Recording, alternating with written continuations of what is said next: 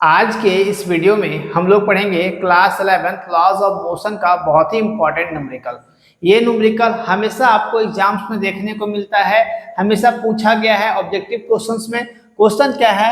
N impulsive force of 100 Newton act on a body for 1 second. एक body है, ये मान लेते हैं कि बॉडी है, इस पे 100 न्यूटन का क्या पड़ रहा है? फोर्स पड़ रहा है। लेकिन कितना देर के लिए? 1 सेकेंड के लिए। 1 सेकेंड के लिए 100 न्यूटन का फोर्स इसमें क्या कर रहा है? एक्ट कर रहा है, काम कर रहा है। What is the change in its linear momentum?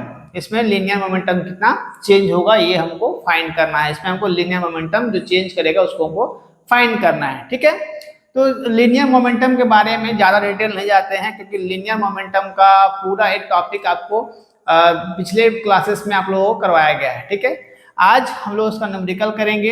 सबसे पहले इसमें दिया क्या क्या है, जब भी हम न्यूमेरिकल बनाते हैं सबसे पहले ध्यान रखना है कि क्या क्या दिया हुआ है, गिवन क्या है, उससे हमारा क्वेश्चन जो है आधा सॉल्व हो जाता है ना। सॉल्यूशन हेयर फोर्स कितना दिया हुआ है? 100 न्यूटन। 100 न्यूटन का फोर्स इसमें लग रहा है। कितना समय के लिए? टाइम कितना दिया हुआ है? 1 सेकेंड के लिए। 1 सेकेंड के लिए। देखिए, सबसे आप लोग पहले पूछ सकते हो कि यहाँ पर 100 न्यूटन फोर्स कैसे पता चला। तो देखिए, यहाँ पर फोर्स का एसआई यूनिट क्या होता है? न्यूटन होता है, इसीलिए यहाँ पर फोर्स इक्वल टू 100 न्यूटन हम लोग लिखे। अब यहाँ पर टाइम है, टाइम का एसआई यूनिट क्या हो जाएगा? सेकेंड। तो टाइम को हम लोग सेकेंड में मापे हैं, तो यहाँ पर सेकेंड है। यहाँ पर मिनट होता है, मिनट लगाते, तो यहाँ पर टी इक्वल टू 1 सेकेंड। ठीक है, अब therefore change in linear momentum equal to impulse. ये इम्पल्स, क्योंकि इसमें इम्पल्सिव फोर्स लग रहा है ना, तो चेंज इन लीनियर मोमेंटम किसके बराबर होगा? इम्पल्स के बराबर होगा। इम्पल्स के बारे में भी आप लोगों को पढ़ाया गया है।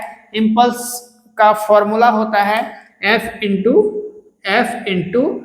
टी, है ना। एफ इंटू टी, तो एफ का वैल्यू कितना है? एफ का वैल्यू है 100 न्यूटन इंटू टी का वैल्यू कितना है? 1। तो इन दोनों को जब हम सॉल्व करेंगे तो क्या आएगा? 100।